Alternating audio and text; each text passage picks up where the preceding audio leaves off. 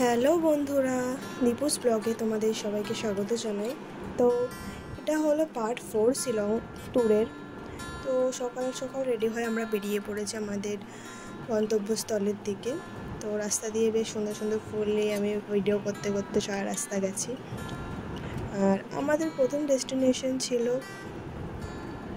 Dawki river, the cleanest river of Shillong.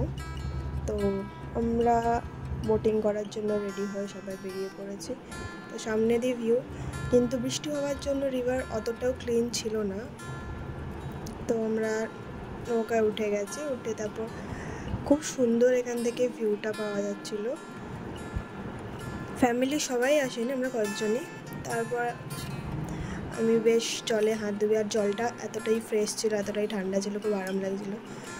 আর মাথার ওপর একটা ব্রিজও ছিল, ব্রিজটা ক্রস করে অন্যদিকে যেতে হয়েছিল। তো আমরা তাড়াতাড়ি করে আমাদের বোটে ঘোরা শেষ করে আমরা চলে গেছিলাম লাঞ্চ করতে। আর এই জায়গাটা দেখে আমার অনেকটা গোয়া ফিলিংস আসছিল। তো লাঞ্চ করে আমাদের পরের ডেস্টিনেশনের দিকে আমরা এগিয়ে যাচ্ছি। তো আমাদের পরের ডেস্টিনেশন ছিল এশিয়াজ ক্লিনেস্ট ভিলেজ মাওলিং নং। তো আমরা সেটাই একটু ঘুরে দেখতে গেছিলাম। জায়গাটায় বিশেষ সেরকম কিছু নেই, কিন্তু একটা জিনিস খুব স্পেশাল রয়েছে, সেটা পরে বলছি। তো তারপর সব জায়গায় ফুচকা তো টেস্ট করতেই হয় অবভিয়াসলি। তো সবাই মিলে ফুচকা দেখে দাঁড়িয়ে পড়লাম ফুচকা খেতে। তো ফুচকা খাওয়া হয়ে গেলে আমরা আবার ঘুরতে বেরিয়ে পড়ি। তো এই জায়গাটা খুব সুন্দর ছিল, বেশ ট্রি হাউস টাইপস করা ছিল। তো আমাদের একটু তাড়া ছিল, তাই আমরা তাড়াতাড়ি করে 5 মিনিটের মধ্যে কিছু করে পুরো ভিলেজটা ঘুরে নিই। কিন্তু ভিলেজটা সেরকম কিছুই ছিল না, চারিদিকে শুধু গাছ আর কয়েকটা হোমস্টেই দেখা গেছে। তো তারপর আমরা বেরিয়ে পড়ি আমাদের নেক্সট ডেস্টিনেশনের জন্য, যেটা প্রায় ওই ভিলেজটার থেকে অনেকটাই নিচে ছিল। তো বাচ্চাদের ওপরে রেখে আমরা বড় কয়েকজন নিচে নেমে পড়ি। আর এখান থেকে ভিউটা খুব সুন্দর লাগছিলো। আমাদের নেক্সট ডেস্টিনেশন ছিল লিভিং রুট ব্রিজ। প্রচণ্ড সুন্দর একটা জায়গা।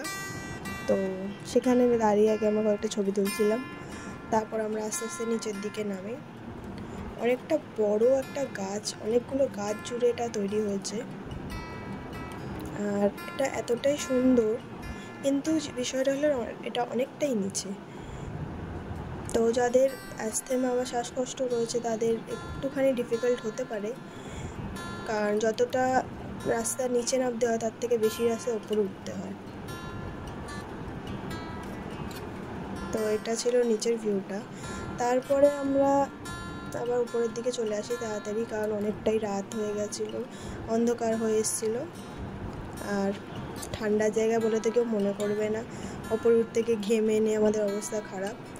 তো খুব টায়ার্ড হয়ে গেছে। তারপর ওপর থেকে সারা শহরের লাইটিং দেখতে দেখতে আমরা আবার নিজেদের হোটেলে ফিরে আসি। তো বেশ ভালোই কেটেছিল দিনটা, জায়গাগুলোও খুব ভালো ছিল।